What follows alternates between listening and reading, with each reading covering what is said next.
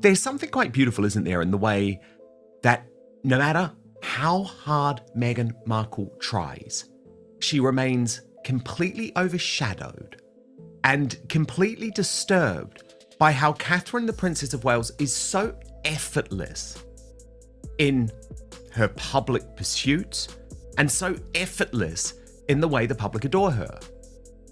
And Meghan Markle tried very hard to capture the same sense of royalty and the same sense of performance in her Paris Fashion Week disaster that Catherine managed when she was on the airbase and wowing everyone. Do you remember this when she walked backwards off those steps? But of course, she couldn't do it. And I mean, look at that. It is something just to behold. And P. Diner, royal YouTube sensation who joins me now, I am told by my sources that Meghan Markle remains completely obsessed by the actions of Catherine, the Princess of Wales. She's never moved on. She's never forgotten their feud. And she simply cannot understand why Catherine receives this coverage and she does not. What do you make of it? I think it just shows Meghan's attitude from the very beginning when she was in the royal family. And this is why she never got along with Catherine. She just has this jealousy because Catherine is so, I think, beloved in a very simple way, like with not much effort. She just does things the right way because she stays in her lane. She is someone that Meghan wishes she could be like. And because she can't, she envies her and she's very jealous. And that will always be the case. So there's never going to be a reconciliation with Meghan and Harry going back. There's never going to be a way to overcome the problems that they've had because it is so rooted and grounded in the establishment, the beginning of how all of this started, that it just is what it is. And I think how Catherine and William have been doing things, they just simply get on and do their work, and Meghan is just going to always live in this jealousy. She has to change so much about herself to get out of this predicament that she's in, that it will never happen because she can't bring herself to be humble, to show respect, to listen to people, that, you know, she will always be in this position of envy and jealousy and just mad with rage about not being beloved as Catherine. And it can become very dangerous because I think Meghan, like I said before, she is such a bully. And if she is taunted enough by not being able to get what she wants, I would be very afraid of the things that she would do. Think about what she has already done. Okay. This woman is not afraid to go there and to do horrible things because that's how important it is to her. This is so important to her whole being, her life. Look, she's willing to do the most egregious things to her own family. So you have to understand this woman to be not a very, I think, trustworthy person to even be around, for that matter, because she will do things that will shock you, that will hurt you, that are disrespectful. It's really a very sad and dangerous thing. And we can only look at what has happened to Harry to understand just how serious that is, because he, in this position right now, has been the recipient of the things that Meghan is capable of doing, because he's lost everything and will continue to lose everything. There's something almost poetic about it. No matter how hard Meghan Markle pushes for the spotlight, Catherine, Princess of Wales, keeps stealing it, effortlessly. Catherine ties her hair in a bun and the internet melts. She walks backwards off aircraft steps to greet aircrew, and viewers call it grace under pressure. Meghan's answer? A high-gloss Paris Fashion Week cameo meant to project the same royal theater. But the reaction proved the point. When Catherine whispers, it trends. When Meghan shouts, it strains. So that's how I see it. No, and I think that's a really good analysis. I wanted to share with you what Canal Citadel said about this. She is one of my favorite social media posters. and is especially good on those dynamics between Catherine and Meghan. And this was her take, P. Dinah. She wrote, "If you want to know how broken Meghan felt in the last few weeks, having to watch Catherine effortlessly own the spotlight, look no further than her latest morbid PR stunt. Yes, it has been rough. Not only was Catherine the highlight of the latest high-profile US state visit, but she has been breaking the internet for the most mundane things." And this is the point, and I love it. A simple video of Catherine tying her hair up in a bun took over the internet with over 500 million views across social media. Well, the latest video of her simply getting down the stairs backwards during an engagement had over 18 million views on one post alone on X. It is fair to say the world is simply obsessed with Princess Catherine, with her natural grace and elegance, with her poise and warmth, and with anything she does or wears. Thus enters the woman who forever will be chasing the spotlight the wrong reason and at the wrong time. Meg was in such despair to compete when she cannot even compare that she decided to first post a picture of herself still pretending she is home making her jam when it was already revealed it is generic factory-made jam that she sells as hers. However, that PR stunt backfired spectacularly and hilariously when she posted a picture of herself holding a canning jar lifter upside down. What a donkey! Since that was an epic fail, Meg released her attendance at the Balenciaga Paris fashion show, attempting to look majestic, dressed like the Pope, all the while acting for the camera. It was another PR fail, reminding the world that all she is a celebrity wannabe, chasing the spotlight for fame. And therefore Meg decided to really try to remind the world she is a royal too, and that she is Diana reincarnated. So she went full psychopath and decided to film herself driving on Paris, under the tunnel where Diana tragically died at night. This is how you know Catherine truly broke Meghan, where Catherine had the world in awe for the most normal and unassuming things like putting her hair in a bun or getting down the stairs backwards. Meg has to exploit Diana's death to get a bit of attention. And that absolutely morbid display of vulgarity and low morale in itself is proof that all along, that basic influencer only married into the royal family for fame and money. Both brothers married the woman they deserve. William married a woman who adores him to pieces, supports and elevates him at every turn, and gave him the family life and marriage he always dreamt of. Harry married his mother and his brother's stalker, a mentally deranged and obsessed woman for whom him and his family only represents her way out of the gutter and into the spotlight. So all Meg does is exploit every aspect of Harry's life for money and attention. That is the entire truth of Harry and Meghan's marriage, another Instagram catfish story.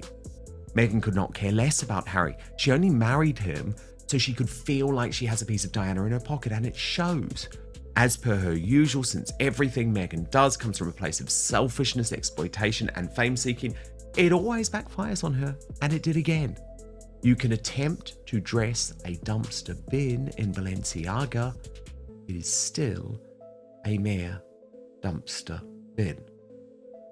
And P. Dinah, I just thought Canal Citadel really put this perfectly by comparing and contrasting how Catherine is adored for these very minor acts and these regular displays of humanity.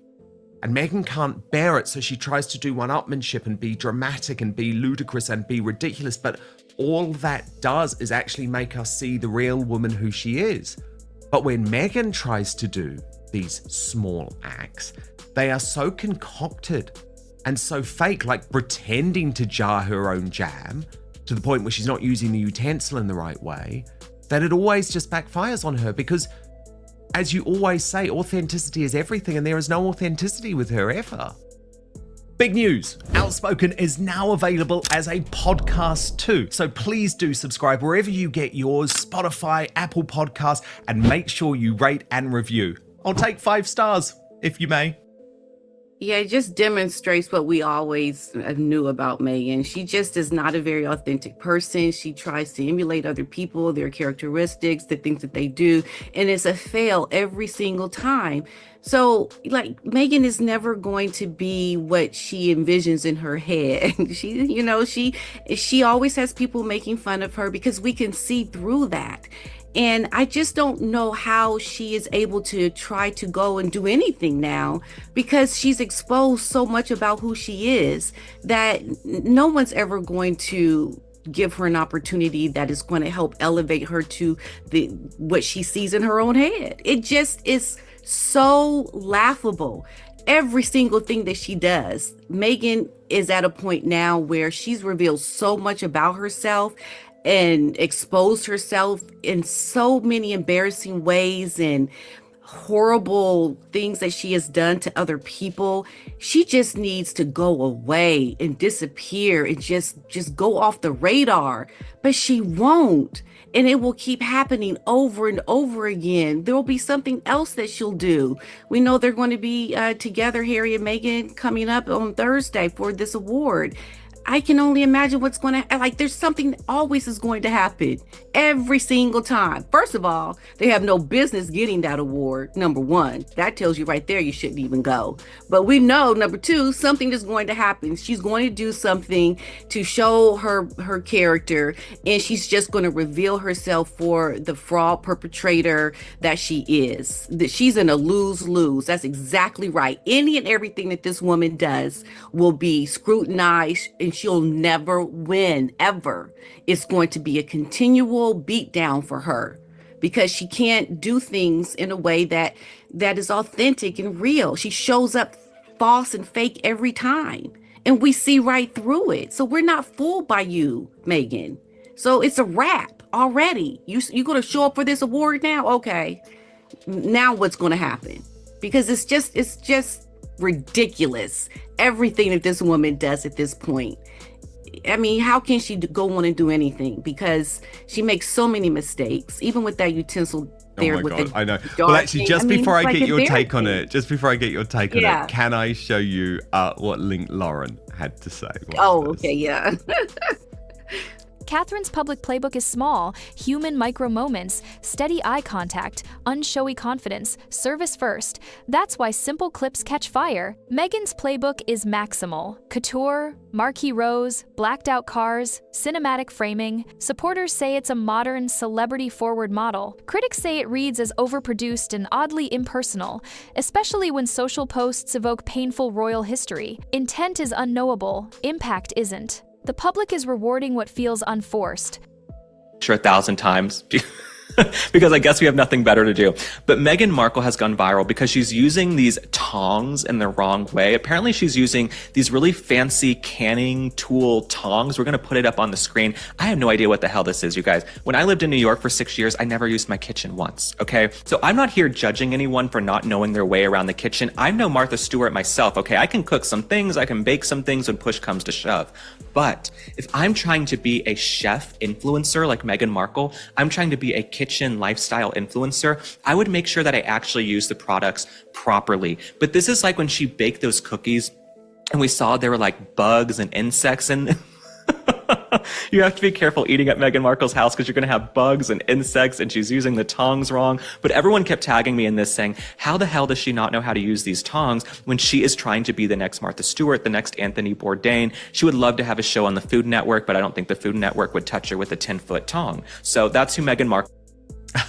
I mean, they wouldn't touch her, would they? But I mean, this was mortifying for her this week. Yes. I mean, if you're going to show yourself in the kitchen and post it, nonetheless, please do your homework, Meghan. Understand how to do something properly before you try to show yourself doing. I mean, isn't that like the basic thing you should do? Understand what it is that you're doing and how to do it properly if you're going to show yourself doing it. I mean, that just points to being lazy. You're just entitled that you can just pick up any old thing and know how to use it.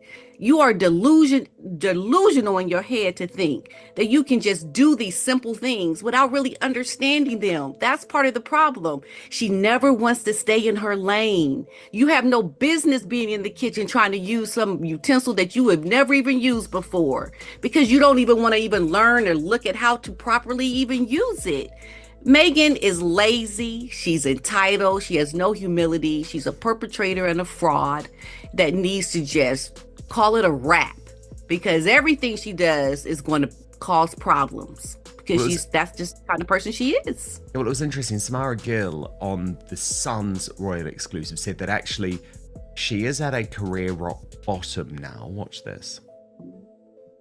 Meghan is probably in one of the worst professional places she's ever been. Her podcast has been effectively cancelled, that she had Confessions of a Female Founder. Netflix is looking for first deal. Her Jam didn't sell out when it was released. She's in a really bad way, and I know that I do say this quite often, but I do think the money is drying up as a couple, and that's why they now want reconciliation, because for the past 5 years, all they've been doing is dragging the King and Prince William and Catherine into the mud. And now they want reconciliation? The timing is really strange, and I think the palace is privy to the fact that there's something up maybe in Hollywood, in Montecito. I mean, there is something up, but of course, there is one aspect to Meghan's personality which some people, P. Dinah, not me, but some people have a grudging respect for. And it is the fact that she does have this never say die attitude. It's the thing that Tom Bauer says really impresses him about her, because, okay, every other major fashion house had said hell no for the past 6 years. The only one who would take her was the fashion house that a lot of celebrities still will not touch because it's mired in a child sex scandal. But he got the major fashion house eventually. She debuted her new post-work, whatever it is, face, and she got a meeting with Anna Wintour. So does it not prove that no matter how bad things are, she's like a cockroach, do you know what I mean? She'll always find a way to survive. Yeah, she will. I that's the one thing I've always said too about Meghan. She will keep going and going and going. Yep. And I think at this point, it's just a matter of who is going to take her on, knowing that she's just going to keep trying. And I think at some point, she'll just have to understand that she can't be at this high level that she sees herself as, and that she'll probably get something or do something at a much lower, insignificant kind of way. But nonetheless, she'll just keep trying and trying. But she'll never get to what I think she envisions for herself. She'll have to settle for her mediocre type of personality and skill set and succumb to that eventually is what I believe will happen with her. Because every other major fashion house is looking at Balenciaga and saying, well, this is why we didn't get involved. This is why we didn't get involved, because we didn't want these headlines about a cheap stunt in a limousine that we paid for involving Princess Diana. They don't want that. Yeah. And they know that Meghan is going to, I think some people know that she will embarrass your company, herself at some point, because I mean, just look at what she's done to the royal family to know what she could do to your brand and your company. That's why a lot of the celebrities don't have anything to do with her, because they were told by their PR people, you know, you can be nice to her, you can like her, whatever, but just don't be, in partnership with her or photograph with her, or, really keep an arm's length with Meghan, because she will not bring good things to you and your brand. And I think that is what we see happening, right? All the time. Meghan is just not good news for anybody. Completely ignored by the mainstream media and the royal rota are the constant bullying allegations swirling around Meghan Markle in so many ways. A lot of this, of course, coming from the Sussex Squad, which continues to be this gang of internet terrorists. Do you know what I mean? Going for anyone who dares to tell the truth.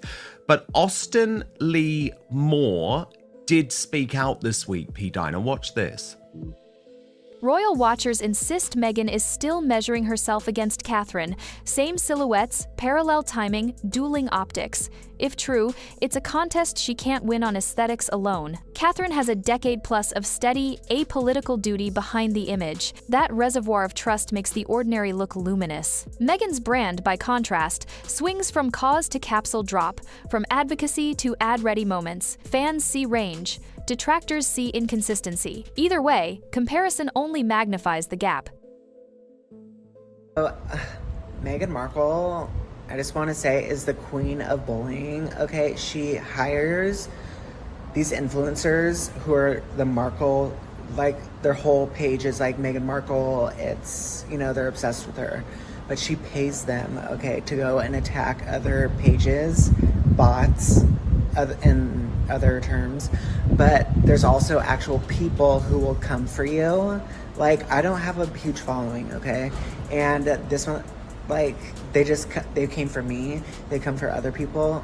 And you know what the funny thing is she watches those stories and she is like, okay, the guy that came for me, he bragged about Meghan watching his stories. And guess who was the first person to pop up on his thing? Meghan. Just saying, if Meghan is all about that peace and finding her tranquility, it doesn't seem like she's doing that. It seems like she is being a bully and manipulating things like she always does. And she is just the ultimate queen of trying to hold the narrative. But guess what, girl? It's slipping because people are starting to figure you out and you are a shady bitch.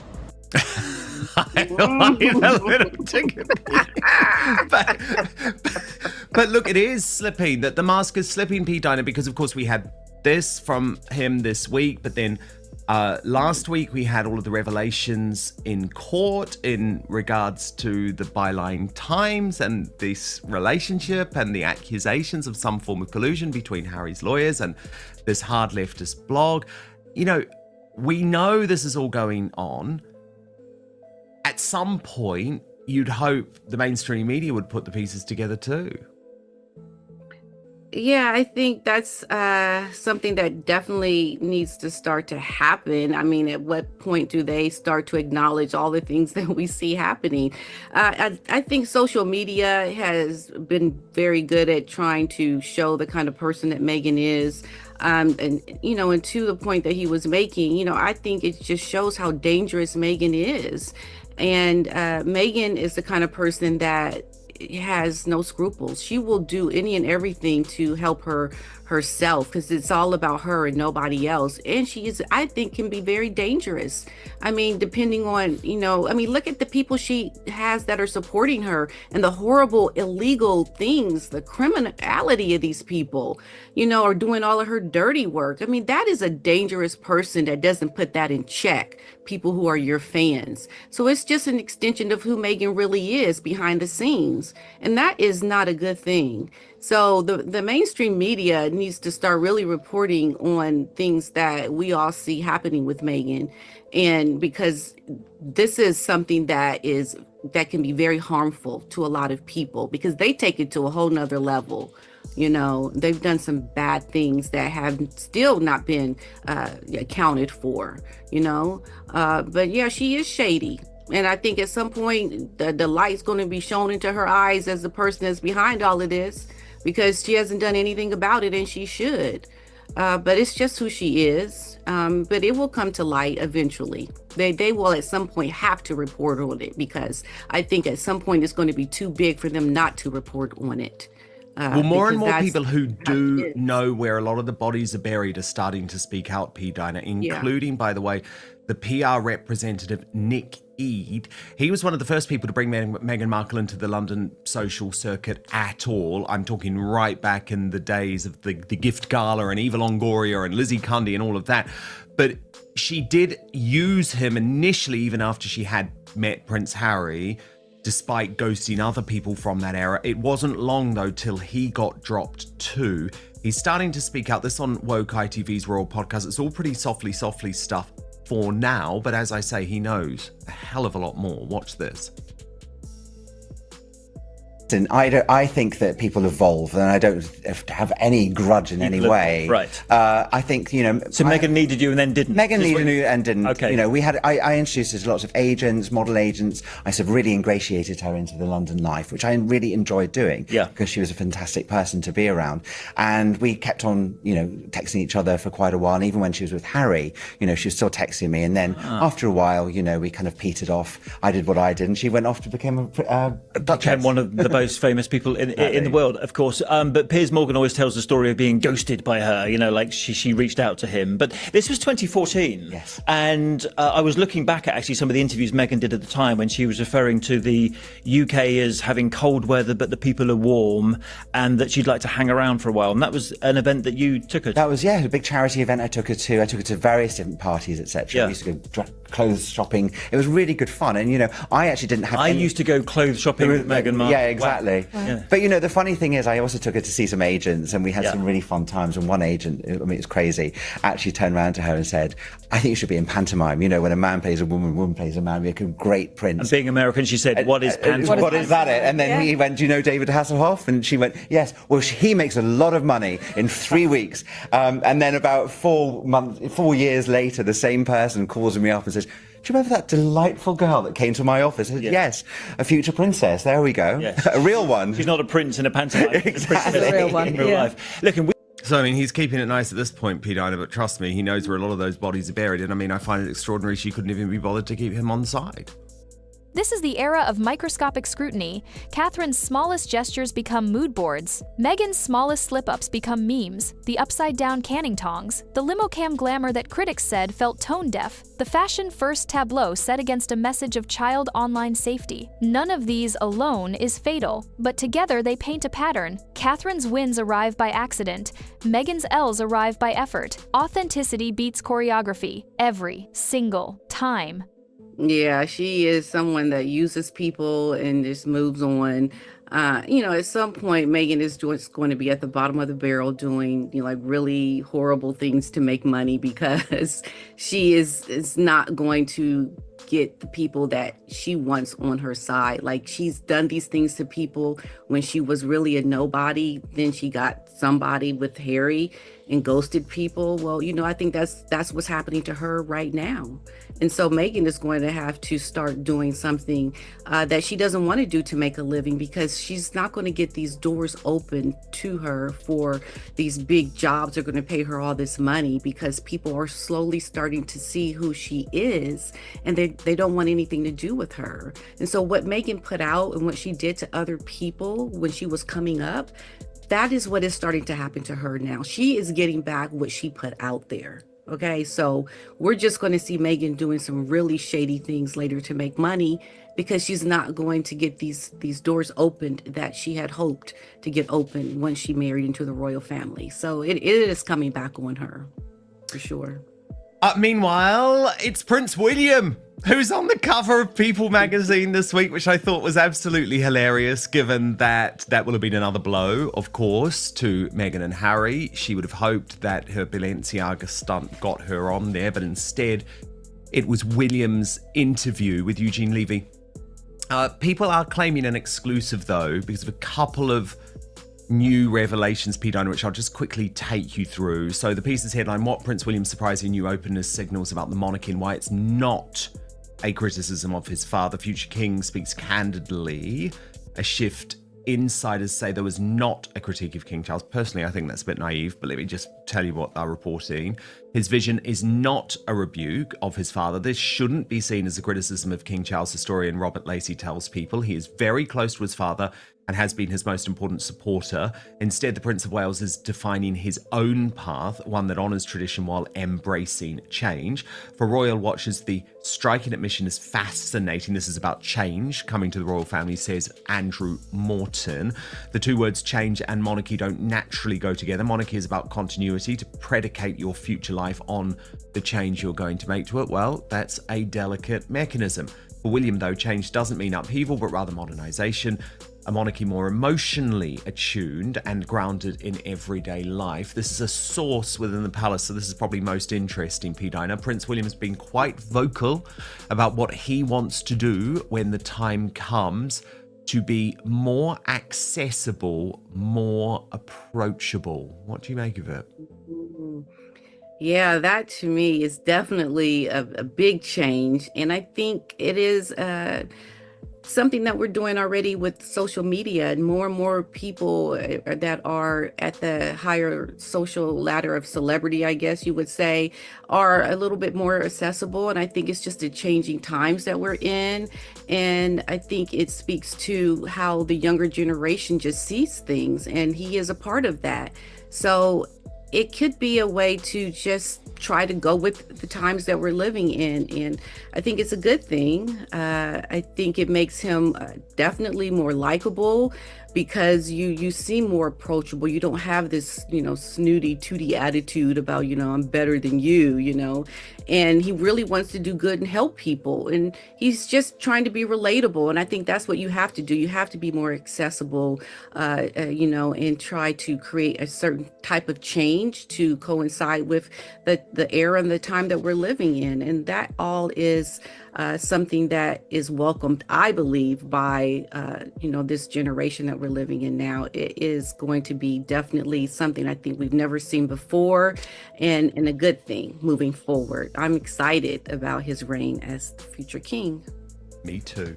Me too. P. Diner, absolutely brilliant to have you. Of course, do sign up, subscribe to P. Diner's brilliant YouTube page for so much more excellent analysis. But so great to have you on Outspoken, P. Diner. We will speak next week. 3 moves could change the story fast. Downshift the optics. Fewer runway, row rollouts. More low camera, long day charity graft. Quietly filmed, if at all. Pick one lane for 12 months. One cause. One outcome, measurable receipts, depth, not breadth. Let others talk. Third-party validators, beneficiaries, partners, non-friendly press.